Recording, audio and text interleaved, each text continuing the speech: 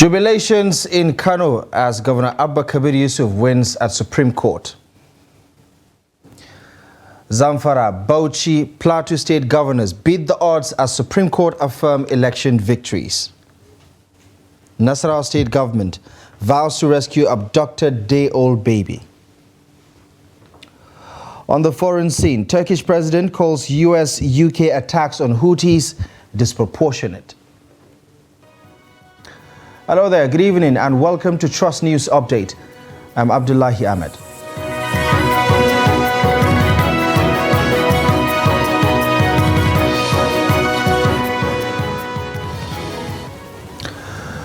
We start in Abuja as the Supreme Court has reversed the sack of Abba Kabir Yusuf as governor of Kano State.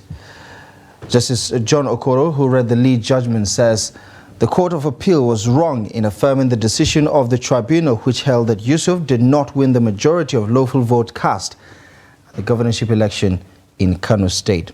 In determining the case, the Apex Court raised two issues: whether the lower court was right in deducting 165,000 votes of the governor. Justice Okoro held that the tribunal was wrong in deducting the votes accrued to the governor. Reacting to the judgment, Governor Abba Kabir Yusuf expressed his happiness over the Apex Court's ruling, which affirmed his victory as governor of Kano State, saying the contentious 165,000 votes ballot papers have been claimed to have been emanated from the Independent National Electoral Commission. Well, Trust TV captured the jubilations that welcomed the Supreme Court ruling in favor of Kano State Governor Abba Kabir Yusuf. Take a look.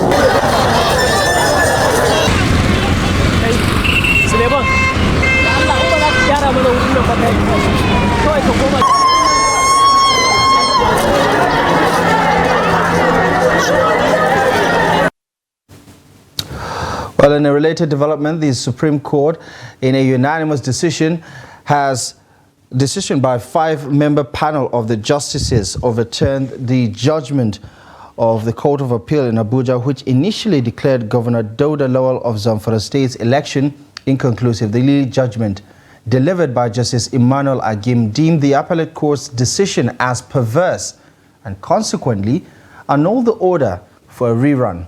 Justice Agim emphasized that the All Progressives Congress candidate Bello Matawale failed to substantiate his claim that the election results in three specific local government areas of the state that include Birnin Magaji, Bukuyum and Maradun were inaccurately declared in favor of the current governor. The Apex Court reiterated its stance that any party disputing election results must provide accurate and verifiable evidence.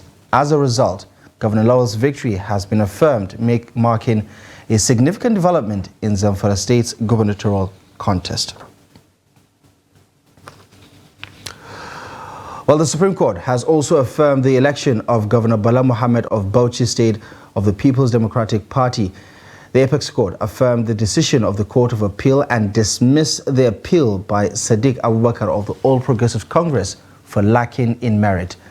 The appellate court had in November affirmed the victory of Governor Bala Mohammed in the March 18 governorship exercise in the state. This followed earlier judgment by the tribunal upholding Mohammed's victory.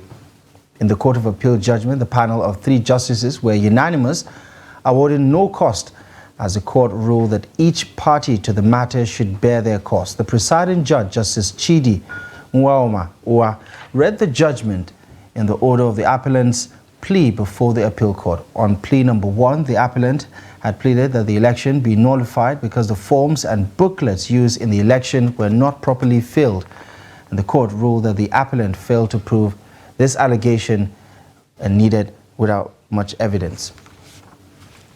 Following the affirmation of his election at the Supreme Court, Governor Babajide Sanwo-Olu of Lagos State has called on stakeholders in the state to join the train of governance to deliver the dividends of democracy to Lagosians. The governor was one of several governors who were at the State House in Abuja on Friday to see President Bola Tinubu after his election victory.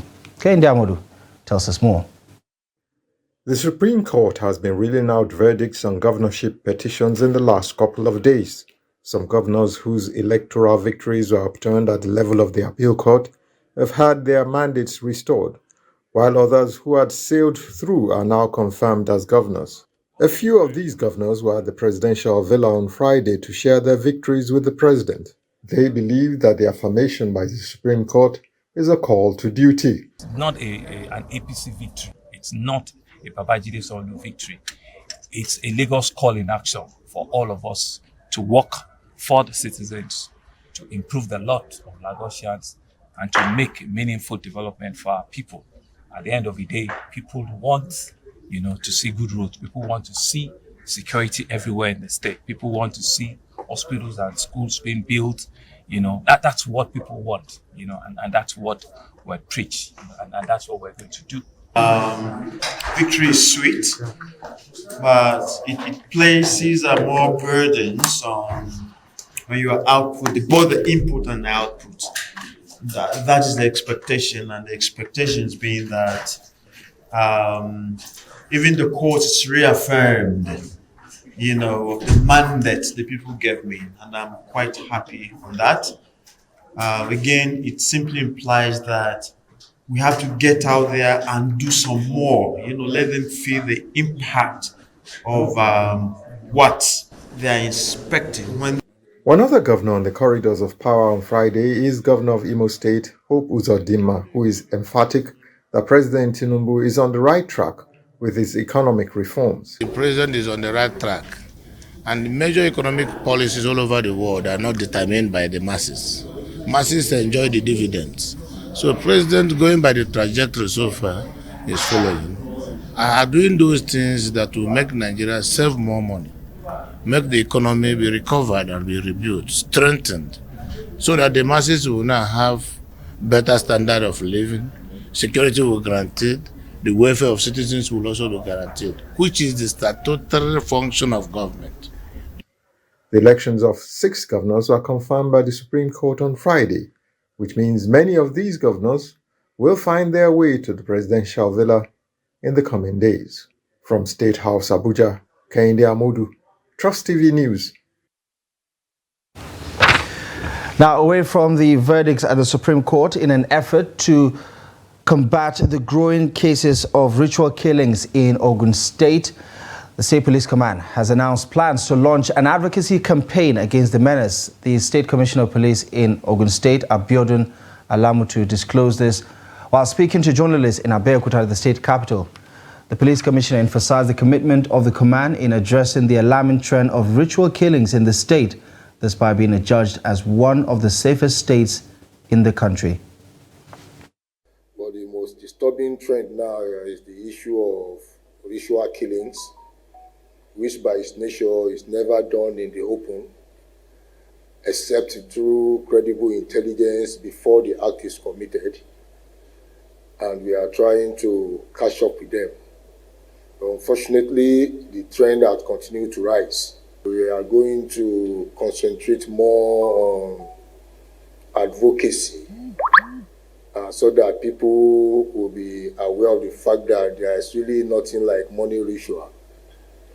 You cannot make money by killing people.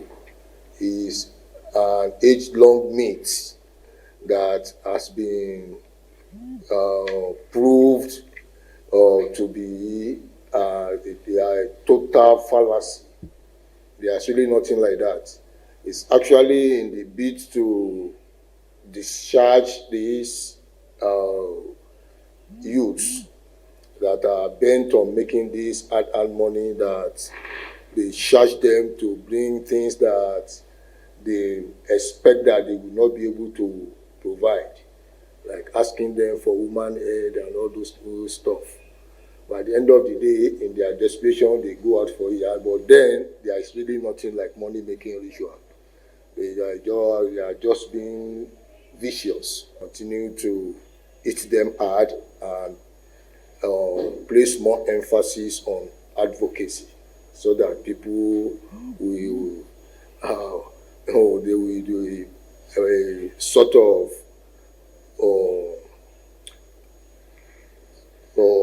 let me use it sensibly, or they will be conscious of the fact that it is a total myth.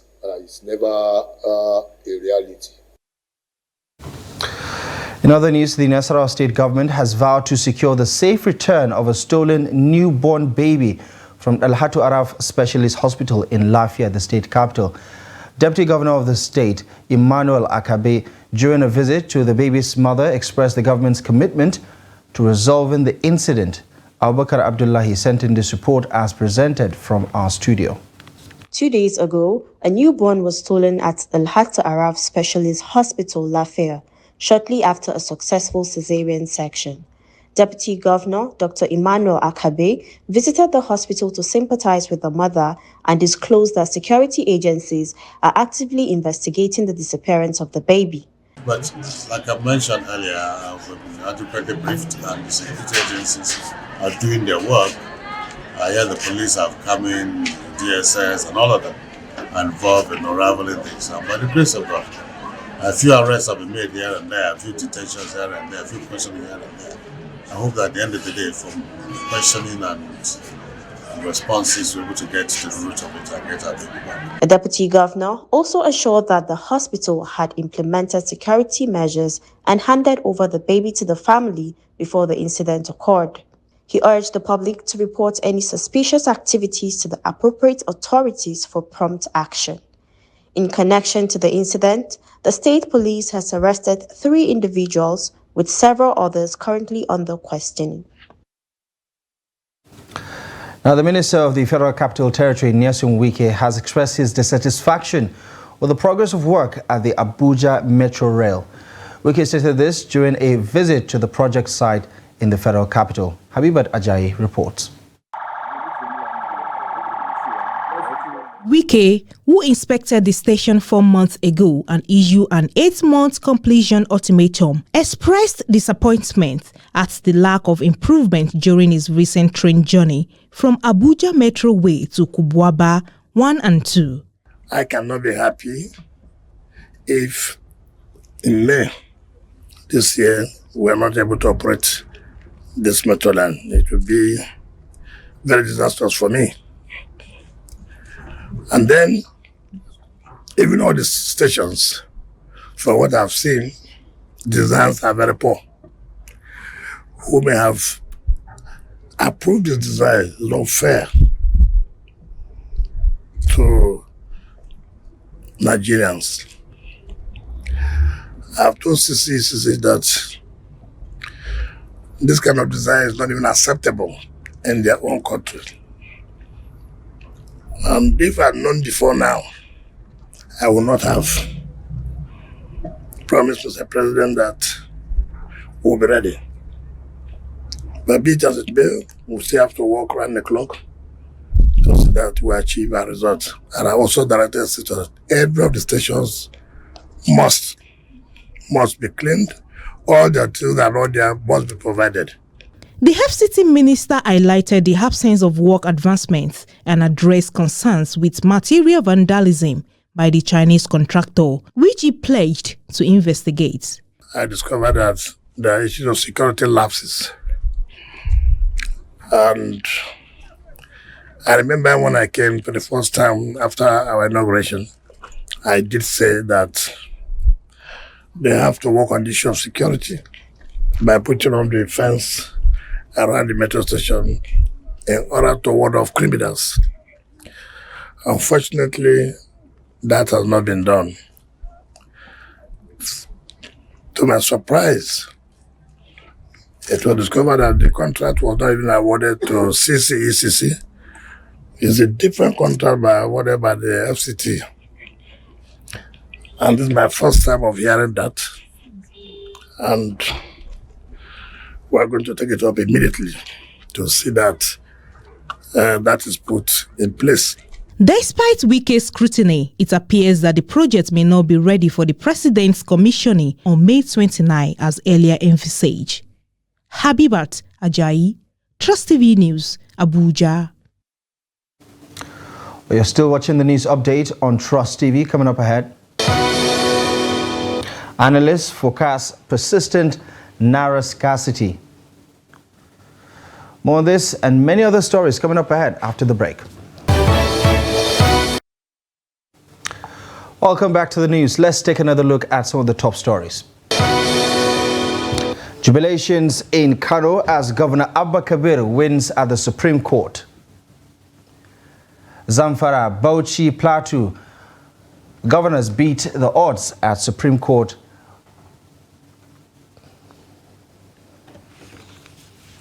All right, moving on now. Femi Adesina, the senior special advisor on media and publicity to the immediate past President Muhammadu Buhari, along with a coalition of scholars and authors, is gearing up to unveil 2 compendiums focusing on the legacies and persona of the former president.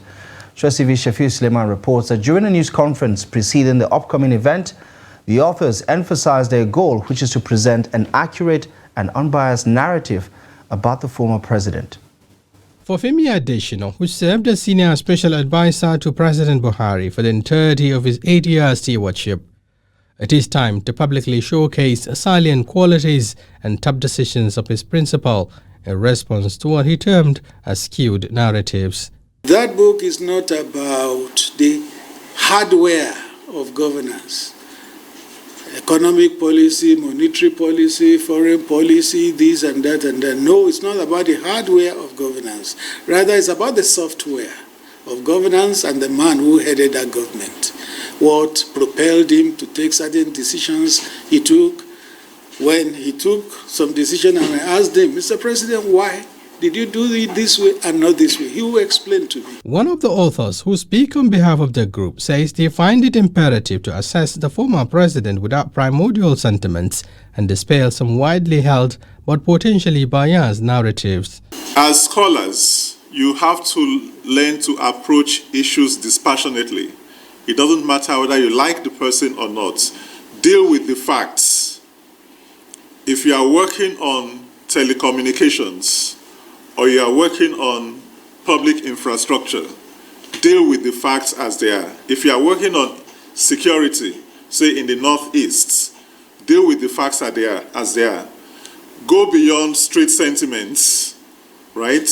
And go beyond public sentiments. And that is the role of an intellectual in society. They state that their conviction in the untainted leadership and performance credentials of Buhari compelled them to engage in intellectual documentation for posterity. The compendiums are slated to be launched in Abuja under the chairmanship of former military head of state General Yakubu Gowon and is expected to be attended by former President Goodluck Jonathan among other dignitaries. Shafiu Suleiman, Trust TV News, Abuja. The naira scarcity in parts of Nigeria is set to continue if policy changes are not made by the Central Bank of Nigeria. Well, this is according to a financial expert who says it is largely responsible for the shortages in circulation of the naira as Nigerians continue to groan on the impact of the scarcity on their livelihood. Chamung Dabeng reports. The idea that a country's legal tender could become a scarce commodity seems quite far-fetched. However, this was and is still the reality for Nigeria. The Naira redesign policy has since been reversed, with both the old and new versions of Nigeria's major denominations now coexisting as legal tender. The Central Bank of Nigeria has also suspended charges for cash withdrawals above regulatory limits. But despite these moves by the CBN, the cash crunch has still continued, further inconveniencing Nigerians who have been asking why. It's not people buying FX. How many people are buying FX? They are less than 2% of Nigerians. We should be thinking about 90-95% of Nigerians that are in rural villages and even in some urban centers. Their interests cannot be more than the interests of generality of Nigerians. The interest of generality of Nigeria is what we should look at. And the only people that can address that issue is Central Bank and other things by their supervisory role. In spite of moves by the Central Bank of Nigeria to put an end to naira scarcity, Hussaini insists that more needs to be done, especially as they hold a supervisory and regulatory positions. He further stated that the CBN must do something to control the activities of POS operatives, as well as regulate the amount of naira being used to purchase foreign currency. This, according to him, can be done through banking operations. Notwithstanding, government seems to be ineffective in terms of addressing the country's FX dependence and jobs provided by POS businesses. You remember the people using naira to purchase FX, and then they are ready to use naira at any length to buy FX, and that is one of the possessive factors why the scarcity of naira will always continue. Then the second major problem which we are not addressing is these people, this POS business. People like to take their naira to POS and not to the bank because of the interest they are likely going to earn, and therefore that issue will continue to persist. Because it was so strange that you can go to POS, collect as much as you want, but you cannot go to the bank. You can see the contradiction there. As the naira scarcity persists, Nigerians are calling on the government to act fast in order to put a permanent end to the problem. Abdurrahman Umar there presenting Chamung Dabeng's story. Now, to some developments on the international scene. Turkish President Recep Tayyip Erdogan on Friday says US and British strikes on Yemen's Houthis were disproportionate, alleging that the US and Britain wanted to turn the Red Sea confrontation into a bloodbath. The US and British strikes came in response to Houthi attacks on what they deemed to be an Israeli-linked ship traveling in the Red Sea. Erdogan said his government had received news from various channels that the Houthis were conducting successful defense and gave successful answers both to the US and Britain. On the African continent, the Rwandan government says Burundi has decided to shut its border with the East African nation weeks after its president accused Kigali of hosting a rebel group. In late December, Burundi's president, Evariste Ndayishimiye, accused Rwanda of hosting and training the Red Tabara rebel group, which claimed responsibility for an attack near Burundi's western border and with the Democratic Republic of Congo. Rwanda has rejected the president's allegations. A Rwanda spokesperson said on Thursday that the government learned about Burundi's border closure through the media reports, adding that it also violated the principle of a regional bloc in the area. Talking sports now, Paul Onuachu will replace Real Sociedad's forward Sadiq Umar, who has been ruled out of the 2023 Africa Cup of Nations to be held in Cote d'Ivoire. Umar reportedly suffered a knee injury in Nigeria's 2-0 defeat to Guinea in a friendly game in Abu Dhabi this week, Monday. He now joins the likes of Leicester City's midfielder Wilfred Ndidi and Bayer Leverkusen's Victor Boniface on the injury list of the Super Eagles. Onuachu has been named in the Super Eagles' provisional 40-man squad for the AFCON tournament, but was dropped for the final 23-man list by Jose Peseiro. Umar is expected to return to Spain for treatment, and Peseiro's men will kick-start their campaign against Equatorial Guinea in their Group A opening game this weekend on Sunday, January 14. Well, that's it. You're up to date with the latest news stories at this hour. We'll be back with more a little later at 9 o'clock. But for now, follow us across our social media platforms for more news content. My name is Abdullahi Ahmed. Thank you for watching. I'll see you soon.